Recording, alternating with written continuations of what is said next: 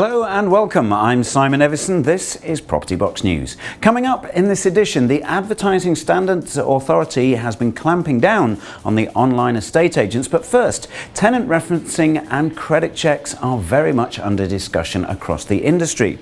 In a previous episode, I talked about the new free credit check service provided by Landlord Secure. And as you know, the referencing of tenants is all important these days and has become all the more stringent. However, in a recent study by the insurance agency Landlord Secure, it looks like many renters are being priced out of the market because landlords are increasingly expecting tenants to earn more than £30,000 per year.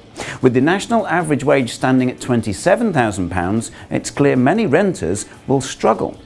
The report says that 19% of landlords expect this earnings figure and nearly half assume that a higher wage earner will have a better credit score, which is not always the case. It's clear then that better understanding of the credit system is needed by landlords. The RLA have called for rent payments to be taken into account when calculating a credit score, and they recently conducted a survey of their own amongst over 3,000 landlords, and 61% support the idea of change, as currently credit rating agencies do not routinely include rent payment history when calculating the credit score. So this way would support landlords, providing them with a more accurate assessment of prospective tenants' credit and their rent payment history. After the association wrote to the government calling on it to work with the industry to include rent payment history as a standard, and a 147,000 strong signature petition was submitted by Plymouth construction worker Jamie Pogson, Parliament has announced it will debate the issue.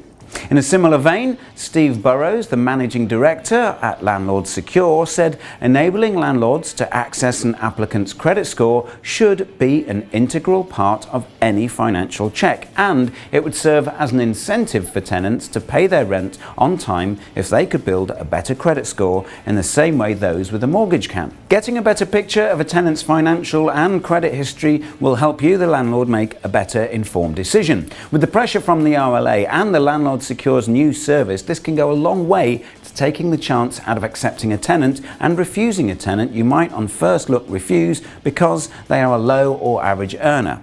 So let me know in the comments below if you've used Landlord Secure, and of course any other comments on this subject will be really welcome. The fierce battle for dominance among online estate agents has led to a surge in the number of complaints upheld against them for misleading adverts.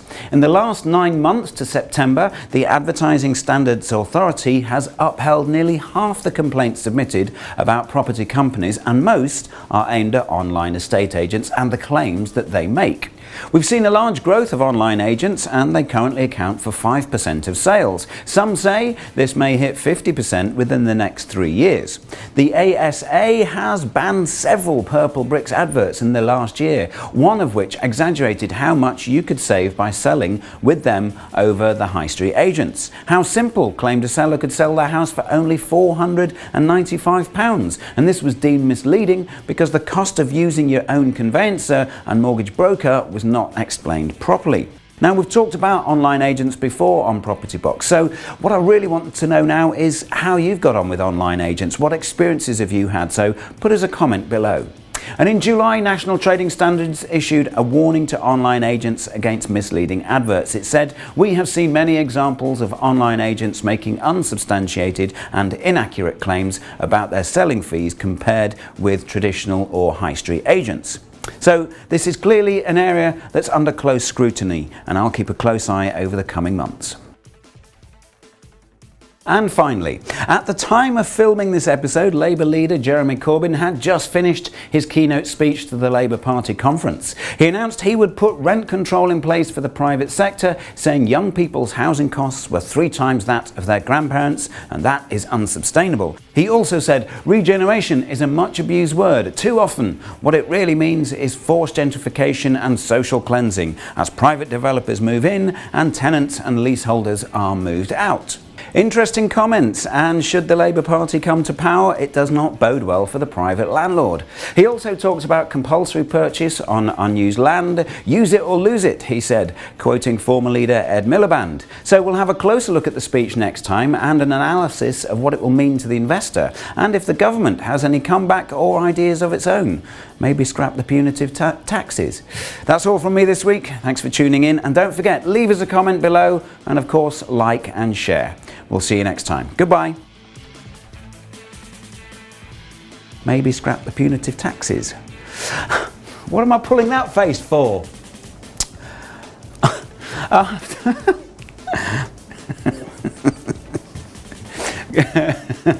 I'm 47, never been married, can't stick Brussels sprouts, but that's me for you. Let's try that bit again. See you next time. Goodbye. More ag?